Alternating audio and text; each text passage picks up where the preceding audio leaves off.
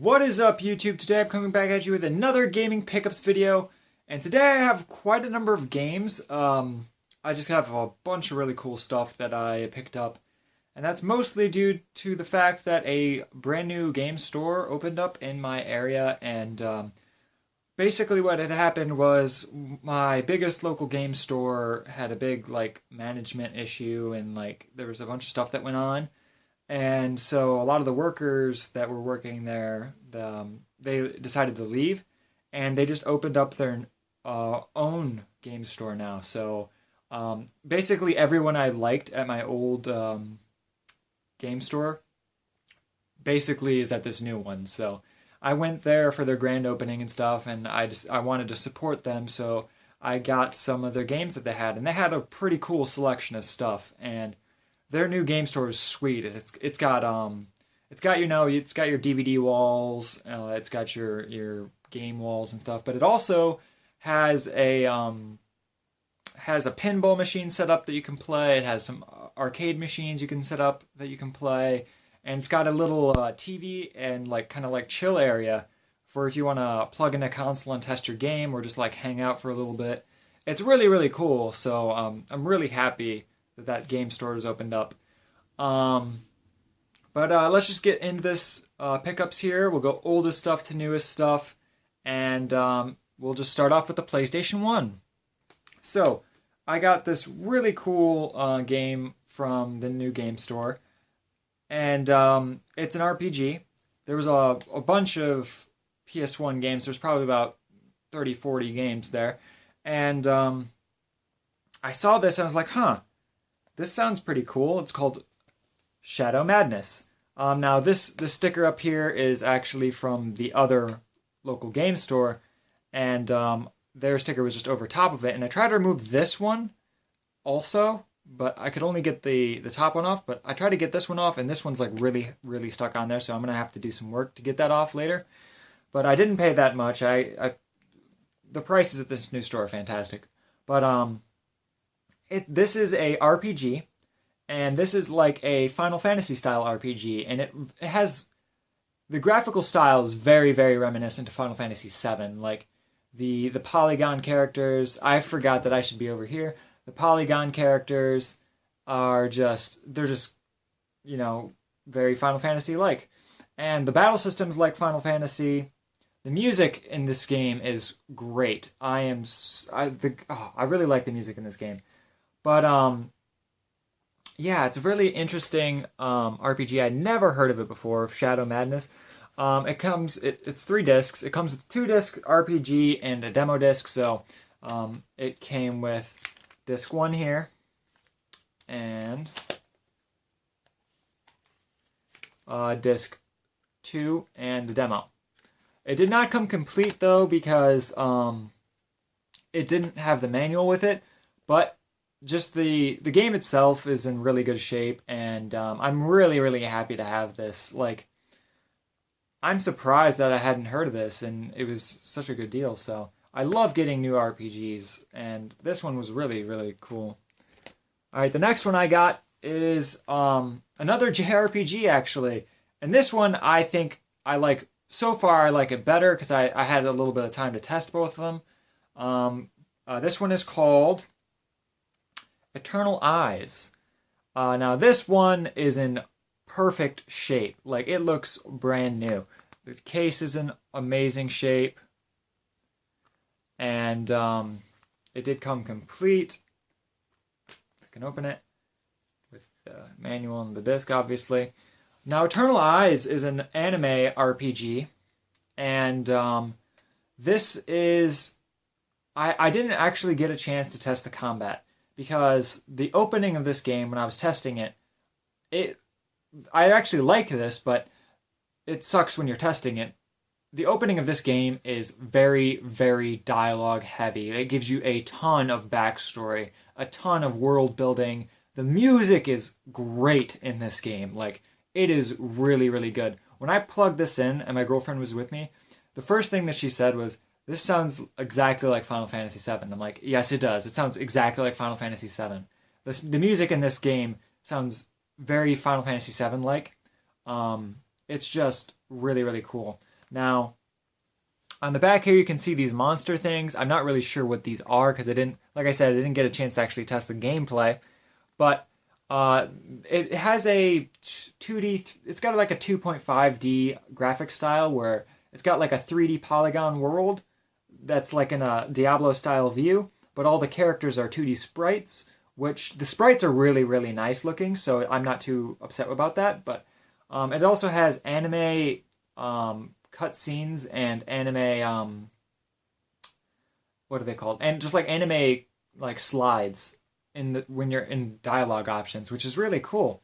So I'm really, really excited about this. I'm pretty sure. Oh, forgot to mention Shadow Madness is actually fully voice acted, so that's really cool. But this one is not. But I'm really, really excited for this game. It just looks so great. Those are two really awesome games. I was really excited about getting those. All right, so those are the PS1 games, and let's just move on to the PS2. So I got two PS2 games. Let's go to this one first. So the first PS2 game I got is Avatar: The Last Airbender, and this is a licensed game. Now, I didn't originally plan to get the Avatar games. I just had actually finished watching Avatar for the first time pretty recently, and I really, really liked it. But my girlfriend got this for the GameCube, and I was like, alright, well, if it's any good, tell me. And when she started playing it, she said that it's exactly like Diablo. So I was like, well, now I have to get this game, because I love Diablo-style games, and this is an Avatar game. So I was just like, I can't not get it. So this was actually a really good deal, also for the new game store. And obviously you can play as Katara, Sokka, and Aang, and Aang, whatever, my bad. Someone's going to butcher me for that. Yeah, so that's really cool. It did come complete with the manual and the disc. The manual's in really good shape, and I just thought it was a really nice addition to have. I love Diablo-style games, and I really enjoyed Avatar, so. The next game I picked up is another game that is licensed, and it is Avatar, The Burning Earth. Now this one I don't know much about. I'm hoping it's the same style game as the other Avatar game. But this one you can also play as Toph, which is my favorite character. And in the first Avatar game, they weren't completely done with the series yet, so they didn't know Toph was going to be in it. So they have the other Earth Kingdom guy that you meet briefly within the first book. So this one was made a little bit later, so you can actually play as Toph, which is really, really cool. I'm really, really happy to have this. Did not come complete. It just came in a generic, it just came in a PS2 late style case. No manual. But I was really, really happy to get this because, like I said, I really enjoyed the Avatar series, so I really, really wanted it. And I'm hoping that this one, I didn't actually test this one, I'm hoping that this plays similar to the other Avatar game. And I really don't know much about the story in this one either, so there's that. Alright. The next system we're moving on to is one of my favorite systems, and the more I get games for it, the more it rises in my favorites, because I just absolutely love this system. I just can't get enough of it. So we're moving on to the PlayStation Vita, and I love my Vita. I play my Vita all the time, and I wish that they had more support. It gets okay support right now. There are games that come out that are still brand new and stuff, but I wish it had better support, especially for physical releases. But I did get two games for it. This first game is a PlayStation Vita exclusive. Well, I think it might be on PS3 as well, but this is a PlayStation exclusive. And I really was interested in this one because it's an anime-style game, and it's a fighter, and I love anime games, and I like fighters a lot. And this one just looked interesting because it has like a visual novel-style gameplay with fighting game. I was like, huh. Because it says so on the back, and it is Arcana Hearts 3 Love Max. So there's that. But yeah, like I said, it has like a visual novel style story to it in a 2D fighting game. And the 2D animation is really, really nice. It's not as crisp as I think it could have been, but it's still really, really cool. As you can see, there's the back. It did come complete. But I'm really enjoying this game. It has a lot of really cool characters to choose from. All of them are female. So this is an all-female fighting game. I'm not sure why my camera is yellow. Camera, stop being yellow. There it goes. But it's an all-female fighting game, and there's a lot of cool characters to choose from. Lots of different styles. You have the cutesy kind of characters to the more darker, gun-heavy characters. It's a really, really cool game, especially if you like anime fighting games or just anime in general, because the artwork for this is fantastic. I really, really like the artwork. So I was happy to get this. The fighting's kind of difficult. I haven't learned any of the combos yet. It's not too difficult to get into, but it's not exactly the easiest. I'm pretty sure it's a 6-button fighter. It's 6 buttons because I remember using R1. But it's a 6-button fighter, so I don't know how I feel about that because I'm not exactly the best at 6-button fighters, but nice to have that. The next game I got is another PlayStation exclusive, and this one is on PS3 as well. But I wanted to get all the ones that are dual platform on my Vita just so I have more games for my Vita, because right now I have 115 or something like that PS3 games. So if I have a chance to get something on the Vita, I'll prefer to get it on the Vita just because I want more stuff for that, and I have maybe 20-something games for it right now, so physical, and I got like 2 downloads. But yeah, so this game I picked up is Sly Cooper Thieves in Time. Yeah, that's right. Thieves in Time. So this is obviously the 4th Sly Cooper game. Now I have all of them. I didn't have this one before. I have all the other ones on PS2, but I'm glad to get this because now I can actually play it. I put it in and tested it for a little bit. The mechanics are a little bit different than they are on the PS2.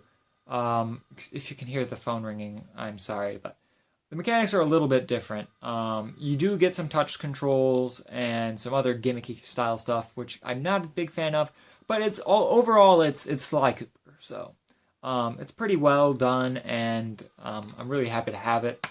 It did not come complete. I actually don't know if it came complete or not, because a lot of new games don't come with manuals, so if it came complete, I have no idea, but it did come with cartridge in the case, so happy to have this in my Sly Cooper collection, and I'm excited to play this, especially since I didn't have any type platforming games for the Vita before this, so. Alright, the last system I got stuff for is PS4. Now, this one is a brand new game, and I got it on launch day, and I'm so excited for this game. I talked a little bit about a game that came out previously that was basically a test market for more in this franchise.